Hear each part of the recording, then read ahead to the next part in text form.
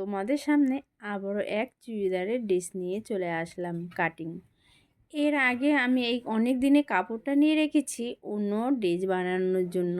তো গরম চলে গেল, শীত পড়ে গেল, আর সে ডিজাইন কাটিং আর হলো না সেলাই। তো আমি ভাবছি যেহেতু শীতের জন্য একটু 3/4 হাতা দিয়ে একটা কুর্তি বানাবো।